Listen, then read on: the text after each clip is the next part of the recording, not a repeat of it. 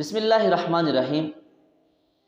نماز اگر قضا ہو جاتی ہے تو اس کے ادا کرنے کا طریقہ کیا ہے؟ نیت کس طرح سے کریں گے، اس کو کس طرح سے پڑھیں گے، مرد کس طرح پڑھیں گے، عورتیں کس طرح سے پڑھیں گی؟ تو آئیے میں انشاءاللہ العزیز آسان انداز میں اس ویڈیو میں آپ کو بتا دیتا ہوں، انشاءاللہ ہم سب کو بہت فائدہ حاصل ہوگا۔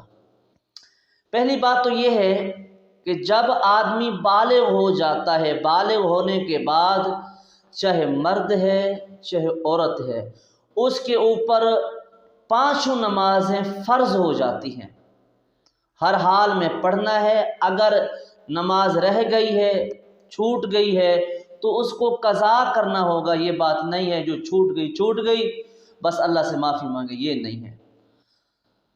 اب بالغ ہونے سے پہلے جو نمازیں رہ چکی ہیں ان کی قضا نہیں ہوگی، لیکن چھوٹے جو بچے ہوتے ہیں ان کو عادت ڈالنی چاہیے کہ ان کو ترغیب دیں کہ وہ نماز کے عادی بنیں۔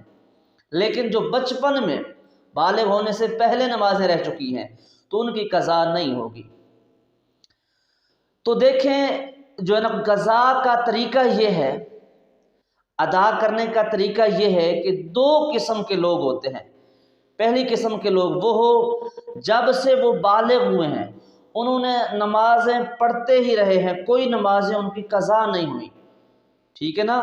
بالغ ہونے کے بعد اگر کسی کی ایک نماز رہ گئی ہے یا دو رہ گئی ہے یا پانچ رہ گئی ہے، اب اس آدمی کو چاہیے وہ وقت کی نماز بعد میں پڑھے گا، پہلے ان نمازوں کو قضا کرے گا۔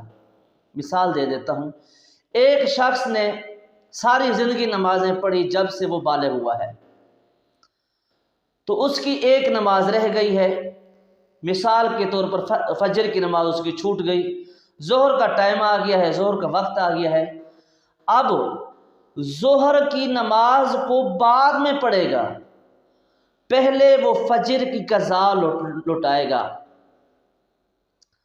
تو یہ ہوتا ہے صاحب الترتیب، یعنی بالغ ہونے کے بعد وہ نمازیں پڑھتا ہی رہا ہے، وہ صاحب الترتیب رہا ہے، اس کی کوئی نماز چھوٹی نہیں ہے۔ اگر اس کی نماز چھوٹ گئی ہے، رہ گئی ہے، وہ وقت کی نماز کو بعد میں ادا کرے گا، پہلے وہ نماز ادا کرے گا جو اس کی نماز قضا ہوئی ہے۔ اور قضا کی نماز کی نیت یہ ہے کہ میں قضا کرتا ہوں یا کرتی ہوں جو میری فجر کی نماز رہ گئی ہے، اللہ اکبر، آسان سی نیت ہے۔ دوسرے قسم کے وہ لوگ ہیں جن کی جو بالغ ہونے کے بعد بہت ساری نمازیں رہ چکی ہیں، جب سے وہ بالغ ہوئے، بالغ ہونے کے بعد ان کی 5 نمازوں سے زیادہ نمازیں رہ گئی ہیں، انہوں نے ادا نہیں کی، قضا کی ہیں، تو لہٰذا یہ لوگ صاحب ترتیب نہیں ہیں۔ اگر وقت کی نماز آ جاتی ہے تو ان لوگوں کو وقت کی نماز پہلے پڑھنی ہوگی۔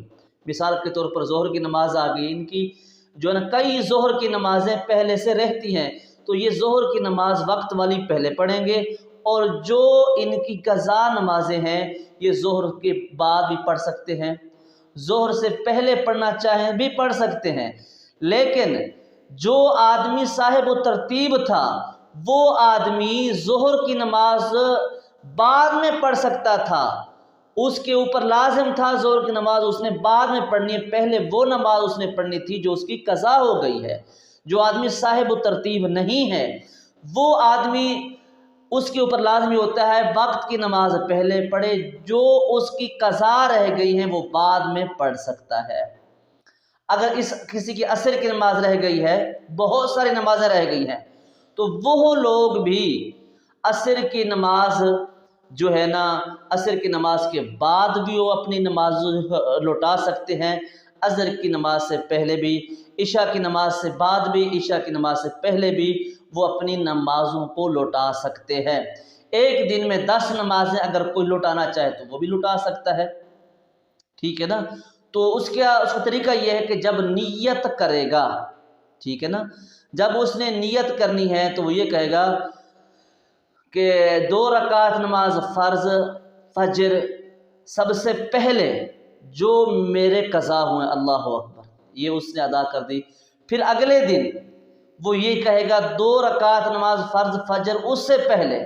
تو اسی طرح سے جتنے بھی اس کے زندگی میں نمازیں رہ چکی ہیں، اگر اسے یاد ہیں تو وہ اپنی گنتی کا حساب کر لے، اگر اسے یاد نہیں ہے تو وہ اسی طرح سے نمازیں قضا کرتا رہے، ان قضا کی ادا کرتا رہے، اور باقی جو ذہن میں نہیں ہے پھر اللہ تعالیٰ کی ذات سے معافی مانگے۔ بہرحال جتنا ہو سکے حسب استطاعت اسی اعتبار سے وہ قضا کی ادا کرے گا۔ دعا ہے کہ اللہ رب العزت ہمیں عمل کی توفیق بخشے، آمین ثم آمین۔